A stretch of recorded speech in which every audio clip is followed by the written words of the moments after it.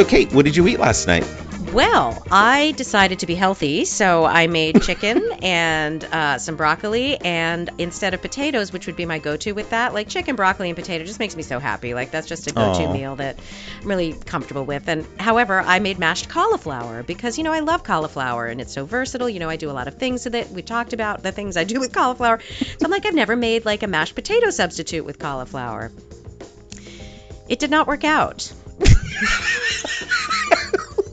What went wrong? I don't exactly know. I think I overcooked it, for one, so it was really watery. So the texture wasn't very good. It was too wet. And I think that the cauliflower was too cooked before I pureed it, is the first problem. And then cauliflower has sort of a funk to it, which is part of its nature, but it's not the part I like. So most of the preparations I like disguise that. So the funk was kind of prominent, and I used Pecorino Romano, which is like, I think, a sheep's milk cheese that's a little bit funky. So in there to try to make it taste better, because it was gross, and it just funked it up more, and it just, I couldn't even eat it. And there's very few things that I can't tough it out, but I just couldn't do it. You had a lot of funk going on. It was funktastic. Yeah. It was a funk mania. It was. How about you? What did you have? I decided to pull something out of the freezer. I was being lazy, so I had pulled out this broccoli soup earlier in the day that I had made. And it's basically this really simple broccoli soup, which is onion, garlic, olive oil, and broccoli. I saute it all up, and then I add a little bit of broth, and then I just puree it in the pan, and I add salt and pepper. And then the good thing I love is it comes with a cashew cream. So I made a cashew cream where I basically just soak cashews for like 3 or 4 hours. What do you mean it comes with a cashew cream? Or I should say that it's the recipe says to make with a cashew cream. Okay. I was like, wait a minute. Was this one of those like Blue Apron-y things or something? I ordered it in out of my freezer. Mm-hmm. I know. I was like, wait a second. It came from the freezer. Okay, so it calls for a cashew cream. So wait, Yes. So now you made a cashew cream. How? I did. It was the first time I've ever done it. So I basically soaked cashews for like 4 hours, get them nice and wet, and then I drained that, and then I put them in the Vitamix, and I added like just a little bit of cold water. I forget how much, like a half a cup or something. And then you just puree it, and it gets really juicy, and it tastes obviously very cashewy. It's that simple. And then a dollop right on the soup. It was really tasty. That sounds delicious. Were the cashews raw when you first started this? Because I have some raw cashews in the fridge I need to use up. So I should try that on something it would go well with. And so now I'm thinking, what else can I use cashew cream for? I'm very excited. That's what I was just wondering. Yeah. All right. Fun. Cashew cream. Excellent.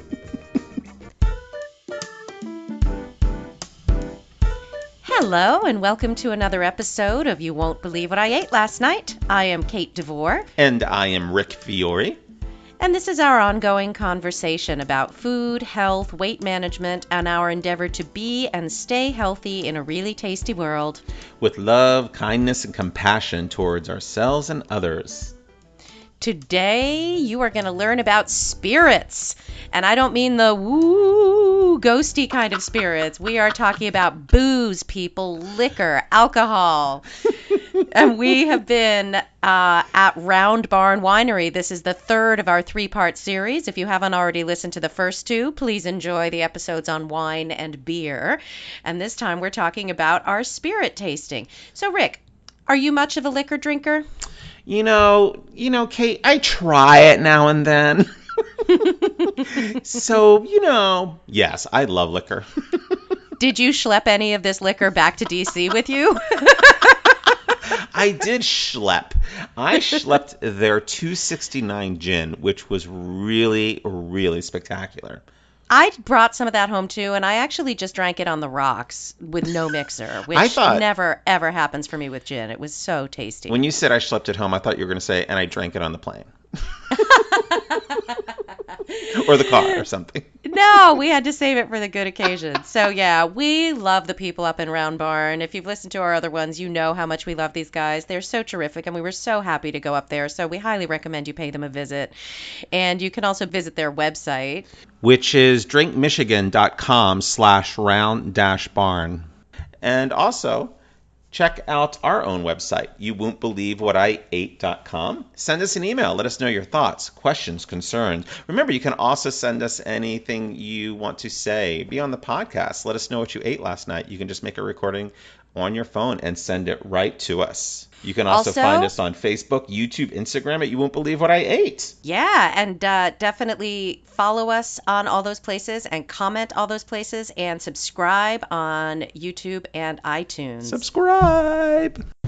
All right, so who are you and what do you do here? I'm Robbie. I'm the distiller here at Ron Barn. Excellent. What does that mean?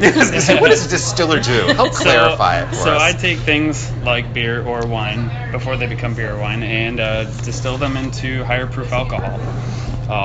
It's the process of boiling off alcohol vapor and then condensing it and capturing alcohol and leaving the water behind. Nice. Mm-hmm. So the whole distillation technique is it's essentially a big filter based on heat. So you're putting in something that's been fermented, wine, beer, a mash, if you will, and then by heating it up, alcohol has a lower boiling point than water, so all the water and excess stays behind, the alcohol comes across as steam, and then it's condensed down with cold water running on the outside of it. So everything that comes out is going to be a clear spirit to start, and then it goes to a brown spirit only when it's been in oak barrels. Really? So you're capturing the steam. So like if you cook with alcohol, they say you cook out the alcohol because it evaporates. That's what we're talking So you're about. capturing that evaporation. Interesting. Yep. I never knew that. That's cool. What did you eat last night? Last night I had turkey stir fry lettuce wraps. Yum. Nice. Wife is a phenomenal cook. I was gonna like you Yay, went through all that when you went home. Good Yep. for you. Wife is lucky. She's a good cook. I'm lucky. That's very cool. So. Shout out to the wife. Food pairings apply to spirits the way they do beer and wine, or should we not really be drinking spirits with food? That's all up to your personal. If cocktails really fit better with food than just drinking straight spirits, but it kind of goes along the lines of with white meat you use clear spirits, dark meat you use aged spirits. Is kind of how it fits. A good whiskey goes very well with good steak. Yeah, bourbon fits very well with barbecue. Of course. And then you get into gins, work very good with seafood. That's interesting. Oh, interesting. Because I've always stayed away from drinking spirits with food. But that's up to what you like. Yeah, And yeah. if you're a spirit drinker and you want a spirit with, you can obviously pair, or it's before an intro to your food or a dessert. Nice. I've always had it in my head that once the dinner arrives, the wine has to arrive, and you have to be drinking. Right, cocktail That first, is- then wine. That is traditionally what And then happens. liquor again at the end. Yeah. But what about that whole beer Dessert, we before call it. liquor? That's right. Exactly. I like to drink my dessert. It's true. Beer before liquor. Is that a true thing? I don't know if there's any science behind it, but I think a lot of people react differently to different types of beer, and then I know like personal experiences, beer before liquor, it doesn't end up very well. What about So- wine before liquor? Is that a thing? Does it matter? Does it make people Well, sick? I think it's just the higher alcohol, really. So you're starting off, then you get loosened up, and then you start slamming drinks. It never goes well, or unless you're a professional. I should preface Exactly. that. Right. Right. Well, we're working our way up. Yeah. So you have poured us something clear. What is it? Oh. This is the other thing I remember. This is their divine vodka. It's made of grapes, right? Yes, it is. This was the first grape vodka I ever had before Trader Joe's started making it, which I buy because I had it here. It's obviously not as good, but I remember this, and it's the only vodka I've ever had that I drank neat when I brought a bottle home. I loved this. Can you tell us about this? Yeah, so this one, it goes through, basically we start out with a grape wine.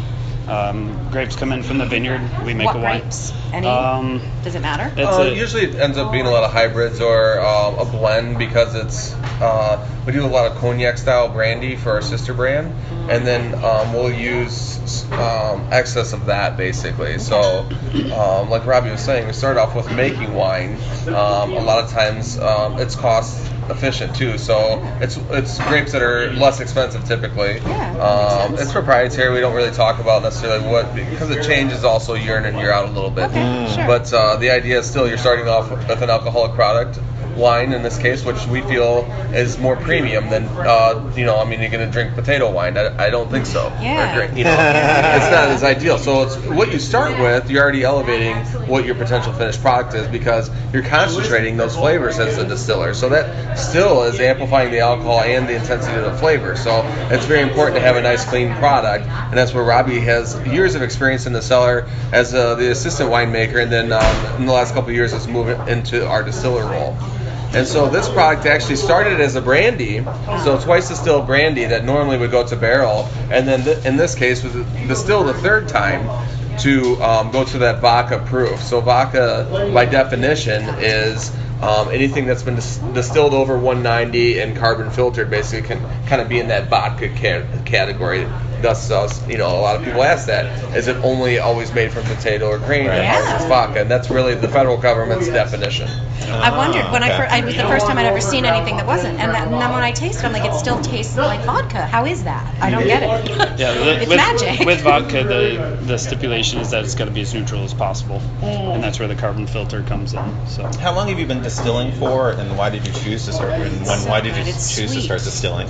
We started in 2001 as a distillery, and the reason we started distilling is because Michigan changed the law. It used to be a $10,000 a year assessment, and then it went down to $100 a year. Well, that made a big difference, and it started with only fruit brandy. So eau de vies or schnapps in Europe, in the U.S. we call them fruit brandies, and the reason we started there is because that was the licensing that was available. And we traveled to Europe and visited where the distilleries are and where the stills are made, and then tasted those products. So this area in Southwest Michigan is the second most diverse agricultural region in the country, and so everything but citrus is basically grown in this Southwest region because of the lake.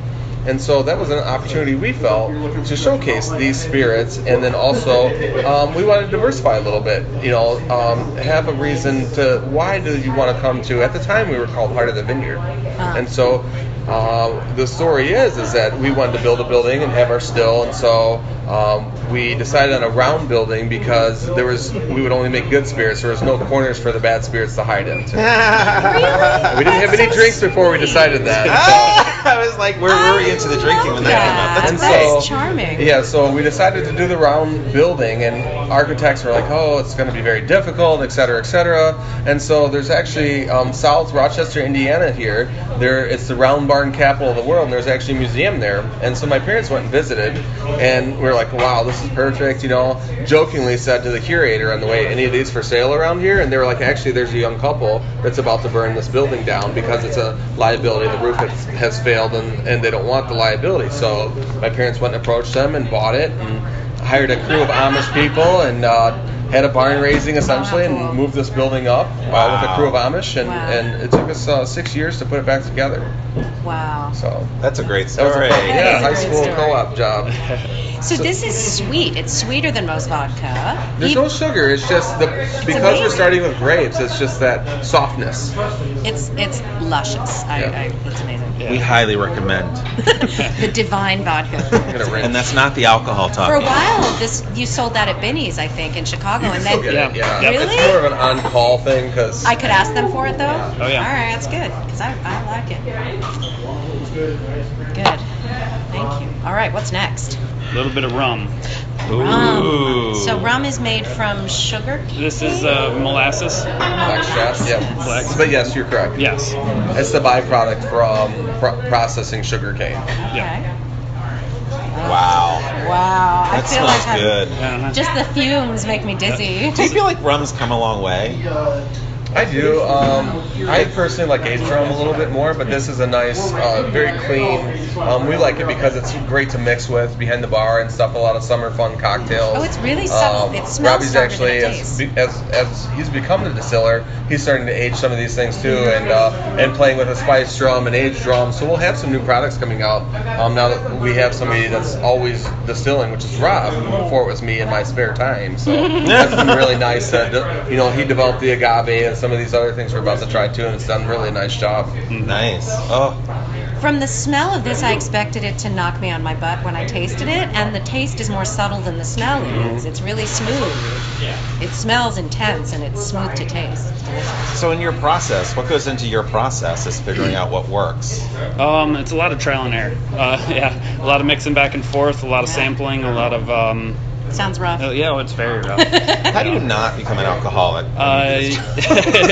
You gain a respect for the power of what you're working with. I mean, when you're great answer. When you're sampling off the still, at 160 proof or something, you learn to appreciate what you're doing. Trial and error again. Right. I think I'm going to apply that to food. It's a great theory. Nice respect for it. You have to have a respect for alcohol and the power of what it can do if you abuse it.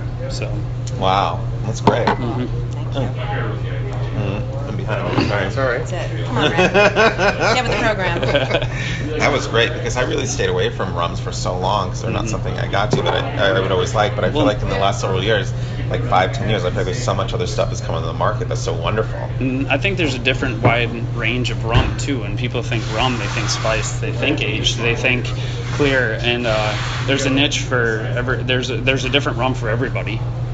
So. And I always thought of when I was growing up, I was always taught that rum is the go-to drink for getting drunk. You'll have that. Some people. Ours was Jack Daniels. If you can afford it. Right. Yeah. What is this we're trying? So now we're into our 269 gin. 269 gin. What do those numbers mean? So the 269 is our area code here. Oh, fun. So we great name. We try and tie in with all the names of our spirits, the area that we're in. So that's a smell. I love gin, and people seem to have some people have a strong aversion to it, like they do cilantro. Like people either love it or they're like, ew, gin. What's up with that? I think a lot of people are scared of gin because it's something you have to acquire. You either like gin or you don't, or you have to work your way into it. Now, it's just like an IPA. You don't just hop in after drinking Bud Light for your whole life and jump straight into hard IPAs. People are scared of the juniper. And I think that the overpowering juniper, and that was one of the things when I designed this recipe, is that I wanted to come up with something for the beginning gin drinker to like, because it's not overpowering in the juniper, really not. but something that was going to impress the serious gin drinker. It's amazing, and once again, the smell is more. The juniper comes in more in the smell to me than in the taste. Agreed, because when I smelled it, I was like, uh-oh. Not going to go well. I'm a Hendrix girl, so I like the ginniest gins. This is delicious. This is great. I've had good success with this one because of the citrus. The citrus kind of balances out the juniper. That's what it is. And I had a good friend in Florida I sent a bottle to before I'd even started fully selling this. And he goes, the best thing about it is what do you put in a gin martini? You put citrus in it. Well, you don't need it with this. And then he goes, the only problem I have with it is the bottle's too small. That's a good problem to have. So Yep. wait, what is this actually made of? So we use a variety of juniper, coriander, cardamom, angelica root, fresh orange peel, and cinnamon. That's amazing. And then the base is actually the same base for the vodka. Correct. So That it's a brandy. was what I meant. so it's actually Sorry. a grape It's great. based Yep. gin. Wow. Is too. that Which is typical? very Is that common? No. It's very Very rare. Huh. So a lot of the processes too call for people using neutral spirit, so they take what's already a vodka into it. And we decided after doing trials that taking a brandy into it, because of the winery and the fact that we started making brandies, that to leave the grape brandy aspect in the gin too. Now I taste brandy in it, but I don't know if I'm just being suggestible or I really do. I'm certainly not suggestible at all. Wow. That was really, These are really wonderful. amazing. I'm going to have to order some of that. That was really great. Goes very well in a gin and tonic. I bet, and he drinks a lot of those. That's my Gin and go-to tonic. drink. Yeah, it's my go-to drink. I like it a lot. Yep. I wonder, would Helen like this? I think she would, yeah. Mm-hmm. That's my instinct. What's next? Agave. Agave. Now I'm intrigued by this. So, why is it not tequila? What tell us about it? So kind of similar to the champagne and them having a trademark on the name champagne. Mexico, certain areas of Mexico have a trademark on tequila. I remember this. It has to be from blue agave. It has to come from certain areas in Mexico, and that's why we have to call it agave. We cannot call it tequila. We can't even use a tequila style in the name of it. So Is mezcal also made from agave? that's made from other types of agave. Correct. But not the blue, not Right. the same one as tequila. Yep. So this is made from the same plant that tequila is made from? Correct. Okay. Wow. Sick. How's it going? It smells like something I can't put my finger on. Tequila? No, it's Oh, not. it's hard. Yeah. Good tequila I can smell. It's that bad tequila I can't take. Wow. Now, is there any of that grape in here also? No, this is straight from blue agave. Wow. What is it that hits me afterwards? I feel like I take it and it's all good, and then I get hit by something afterwards. You're probably getting what you're starting to pull through is some of the raw agave flavors in the end. Yeah. Agave, tequila naturally has a little bit of a bite. I Yeah. love it. You went from the wine-based brandy to agave plant, you know. Yeah. It cuts through with something sharp at This the end is that I like. good because I feel like I can handle this. There's some tequilas I drink when that thing comes through. I'm like, I I'm don't done. normally like straight tequila. Mm. Do you remember when we had all that straight tequila warm at Rio Caliente? That was terrible. Oh, It was I went awful. off of straight tequila because we had like hot tequila. We couldn't find the ice. It's like sake. So next up you have our Berrien Ridge whiskey. So switching pace, going to a little darker So stuff. this is our first brown Yes, liquor. it is. So this one is aged in American oak barrel. Okay. First or second use. With whiskeys, it's not as important. Bourbon, we'll get into that about the barrel age, and there's some rules about what you're supposed to do with bourbon, but Oh my God, we'll get that's so into good. that after the whiskey. So the name of this came from, there's an area in Berrien County that is called loosely called the Berrien Ridge. It's a higher elevated area, which we are on, and that's where we came up with this name. Very cool. What is this made of? So this is a blended whiskey. It's a couple different recipes that we were trying. It's got rye whiskey in it. It's got some bourbon style in it. So rye, which is obviously a grain. Yep. Is whiskey always made of grain? They're all malted barleys Yes. and grain. Yeah. So whiskey is always grain. Yeah. What's your Jameson, like your traditional Irish whiskey So made that of? would be, Do we that's know? using peated malts. Oh, really? And so how that's achieved is by they smoke the malt, like when they're roasting it, with peated moss to get that flavor, and so that is transparent and comes across in the fermentation and distillation process. Interesting. And that is something that Rob wants to visit coming up kind of too, I do. playing around, because you can buy just, malted barley that's already been smoked with peat that has that flavor, then he would mash in like a beer. So whiskey's like making beer first with no hops and then distilling it. Ha! That's fascinating. Yep. Or it's This called is a wash. good. It's sweet and smooth, which I don't, in American whiskey, I don't find as often. But again, I'm probably not drinking the right stuff, obviously. Yeah, You Rob can't did a take hell of a it. job. Yeah, You can't take it. It's really wonderful. You hear me, Rob? I can't take it. I'm gonna smash a glass. I can make Don't do that. it, Craig. I can get one. Yeah. Oh my lord, that's good. That was really tasty. That Wow. was great. So, Do some damage in the shop later. next up here we have poured for you is our Baroda bourbon. We are in Baroda, Michigan.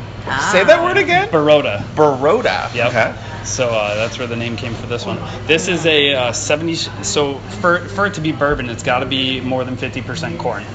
We decided to take that a step farther, and we went 70% corn. So we have 70% corn, 15% rye, and 15% distiller's malt to create this blend. Distiller's malt. Yep. What's that?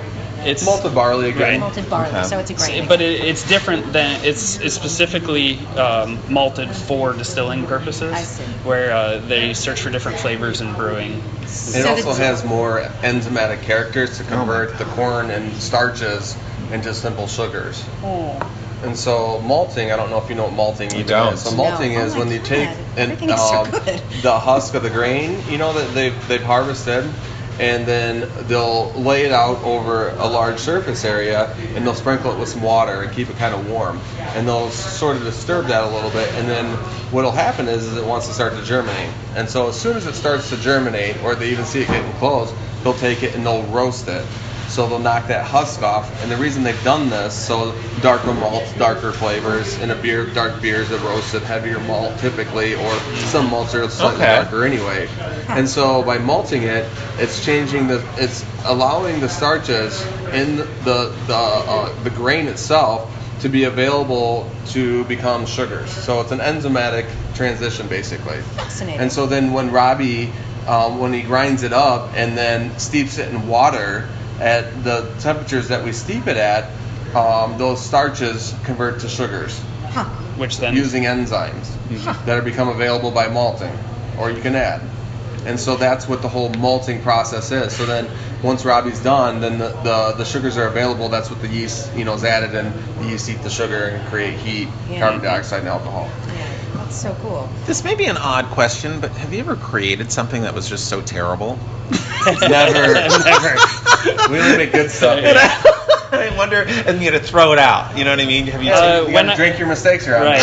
Yeah. Drink your mistakes. I like that. For a lot of our core products, I came in and we had a very good standard we had good procedures in place to where it was just pick up where we left off. We've made stuff and you always find a home for it. I feel we've never made anything that's like dump this down the drain.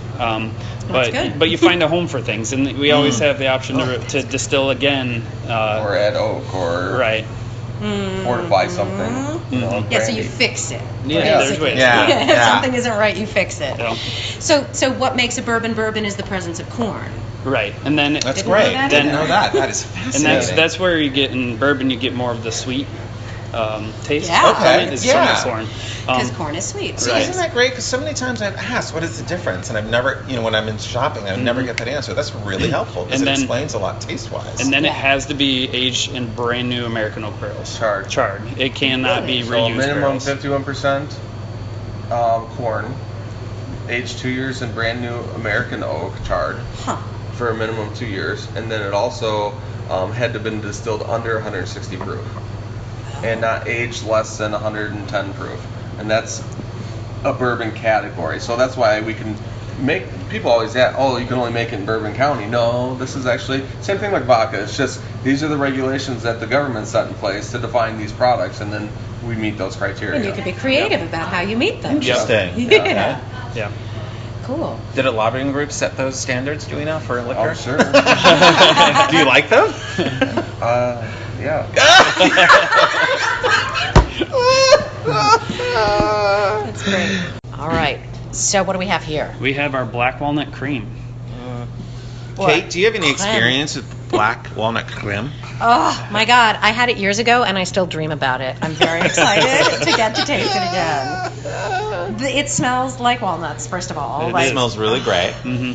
So the way we came up with this is we used to make a black walnut liqueur, to where we would take black walnuts fresh off the property and soak them in alcohol. And then we would pull the black walnuts out, and then we'd use the alcohol to make a liqueur. And that's where we came up with this idea of let's do that with a cream base. And now you have this wonderful treat. So it is reminiscent of an Irish cream. I won't say a name brand. Yeah, It is reminiscent of that, which is one of my favorite sweet creamy things to drink. I always say it's like theirs, but better. Mm-hmm. And this is how you know heaven exists. So what is the alcohol in it? Because it's considered a wine, it has to be under 14% alcohol. Well, there's different tax brackets in wine, and 14% is the cutoff, so we keep it under that for a different tax bracket. Oh, interesting. Because Irish cream, the one I'm familiar with, is made of whiskey, right? Not They wine. do, right. They do add that to the cream base too. So that means this is grapes. Is that correct? This is actually a grape base, yes. Because I've seen grape-based ones in the grocery store that are cheap and they're nasty. I've tried them and they're gross. This is very tasty.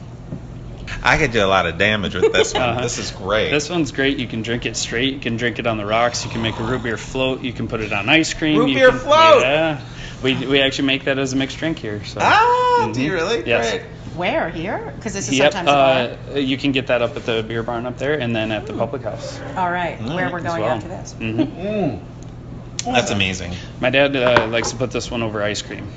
Of course he does. What Nice. flavor? Just straight up vanilla? Vanilla. Mhm, Oh yeah, yeah. you don't want to. You don't want to mess that up. That's right. He might do some, chocolate or He's feeling moonstress or frisky. something. Yeah, That is so good. Mhm. Okay, thank you. Thank Yeah, you. no problem. That was great. Thank you. Thank you Yeah, so thank you so much. This is so great.